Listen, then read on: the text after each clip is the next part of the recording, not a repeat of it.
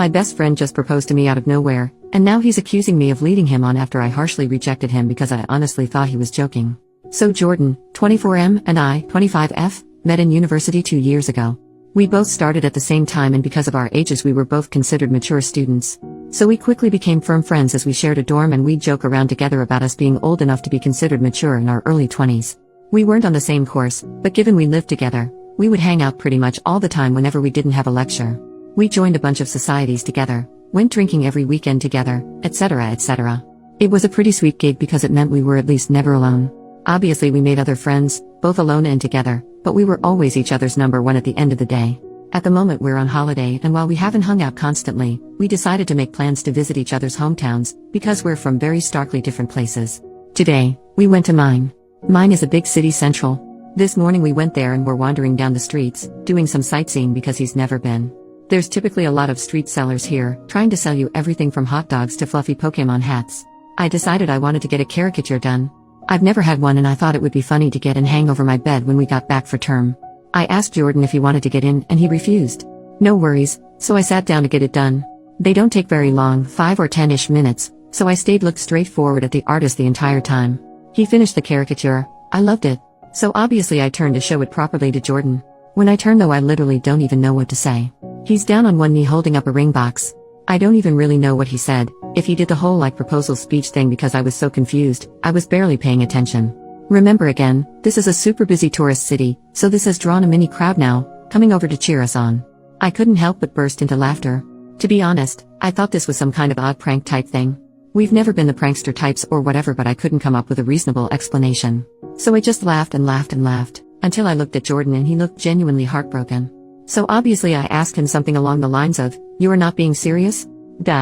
This is the only thing I remember him saying. He shut the box, stood up, shrugged and said, "I guess not anymore," and then walked off. This left me standing pretty awkwardly in this gathered crowd of people, a lot of who were giving me dirty looks, which made me incredibly uncomfortable. The plan was to meet back up at the hotel that we had booked rooms next door to one another. So I figure that's where he's going and head back that way. But he's not there. So I wait, and he still doesn't return. I text him out of concern. This was at 1:15 p.m. It's currently 6:20 p.m. as I'm writing this, just asking if he's okay. He responds with a long message back, which I would post because it's an odd read, but I won't out of respect for his privacy, in which he basically accuses me of leading him on, asking why I didn't break up with him sooner, saying I had publicly humiliated him and that he thought I loved him the same way and that he felt our relationship was strong enough to consider taking the next step. Now this is completely out of left field. I literally have got no clue where in the world he's got this idea from. The closest we've ever physically been is a hug, hello and goodbye. I've never even jokingly flirted with him, for exactly this reason. I've had too many friendships collapse because they can't tell the difference between serious interest and joking banter in friendships, so I've been extra careful to not. We've never kissed, never been on a date, never be intimate. I do not find him physically attractive and I wouldn't want to be in a relationship with him. I don't understand where on earth he's got this idea that we are. This isn't something he's ever brought up before this, and I'm genuinely bewildered. He hasn't returned to the hotel yet. I periodically knock to check, and I've been listening out for him walking up the hallway or anything. Nothing. I haven't responded to his long paragraph because honestly, I don't know how to.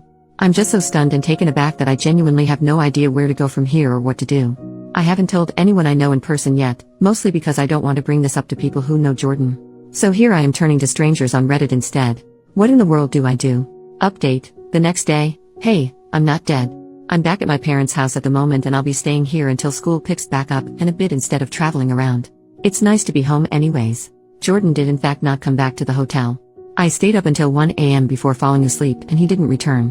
When I woke up the next day, the hotel staff let me know he had checked himself out at about 6 a.m. I did end up responding to his big long text. I took everyone's advice and told him that I was sorry it didn't go as he had expected, but that I wasn't sure where he got the impression we were together. I said I'd be happy to sit and have a discussion about it all so we could make sure we're on the same page. He was not happy about this at all. And he again went off with a bunch of the same type of thing he'd said in his first message. It didn't really seem to be going through his head at all. Even in these new texts he kept referring to this all as me breaking up with him, despite me explicitly telling him we are not and never have dated. Again, all his messages were very clear and coherent, even if what he was saying was not based in reality at all. He wasn't sending paragraphs, just sentences in really quick succession, which was blowing my phone up. He told me he didn't want to meet up with me to talk because I had ripped out his heart and crushed it in public. I did ask him for specific instances he could recall between us that made him think we were dating, but he completely ignored the question and just kept going on and on about how hurt he was that I was breaking up with him and how he felt his world was ending. He said he loved me more than anything and had felt so confident that I had too, which is why he felt so certain about proposing to move our relationship along. Eventually, to be honest, I grew pretty tired of the conversation and stopped responding, because it was just going around and around in circles. Me asking where he got this idea, him ignoring this and telling me how hurt he is I'm breaking up with him over this, etc. etc.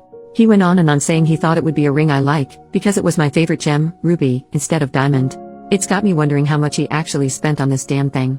I didn't look very clearly at the ring, so I couldn't tell if it was something super expensive or not, and that he had been working up the courage to do so for a while and figured doing it when I was at home would make it more special. For a while, he was just talking to himself in my texts, because I wasn't responding anymore. When I checked back about 20 minutes later, I had something like 60 messages from him. Granted, they were all one sentences. At the very end he apologized and told me that it didn't matter anyway because I wouldn't see him around anymore. Obviously I was concerned, so I asked for clarification. He said that he was going to drop out of university and go back home because he couldn't deal with the shame. That's where our conversation ended. I didn't really know what to respond to that. As it stands now, I don't really know where Jordan is. I didn't ask him, which is my bad. I'm not sure if or when we will talk again. I'm sorry, this is quite a boring update.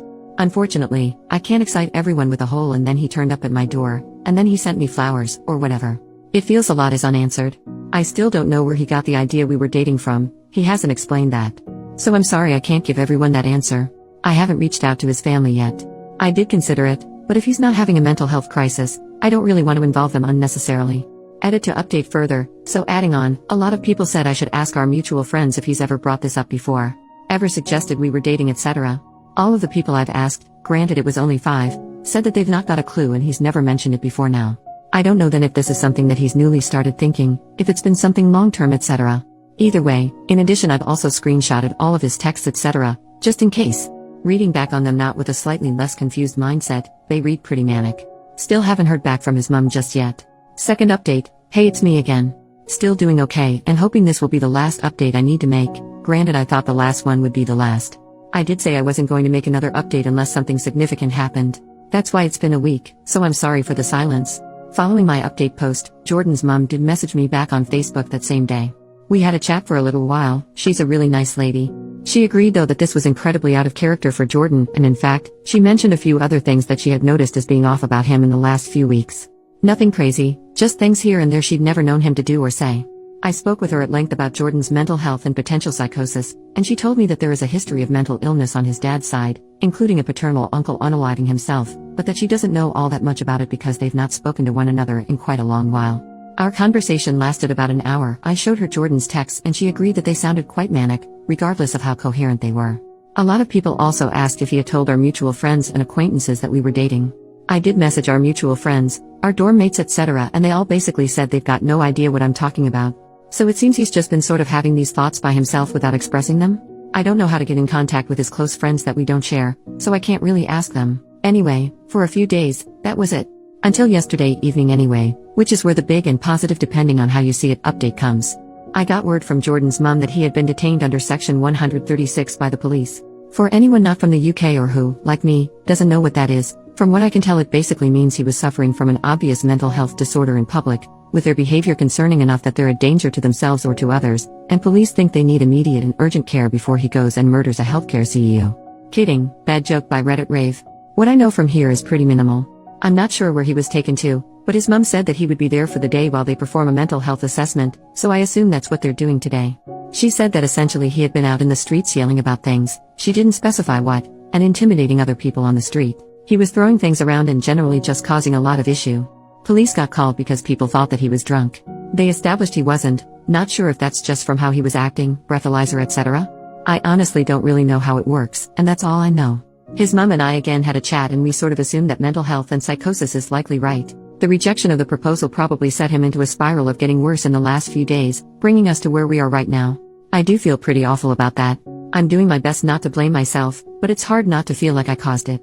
Either way, he is currently with police and mental health professionals, etc., likely being assessed. I don't know how the system works, so I'm not sure what will happen beyond this point. If someone with more knowledge wants to chime in, please do. I'm hopeful though that this will mean Jordan will be able to get some help for whatever it is he is currently dealing with. My hope is therefore I won't need to update again, and this can end here. I have yet to speak to the university about the situation just yet. Not really sure how or if I should approach that, so I'm leaving it be for now. This has been a whole lot of emotions, and I really appreciate the help of everyone on my last 2 posts. Again, I won't update again now unless something major happens, but I highly doubt I will learn much more. If he gets diagnosed with anything, I'll see if I can find out what from his mom and I'll add it as a small update to this post, though some form of psychosis is definitely looking most likely. I don't want to bother her while they're struggling with this though, so we will see. Thanks again everyone, and thanks for following along. It's been really reassuring to have this support and people with way more understanding than I have to help me.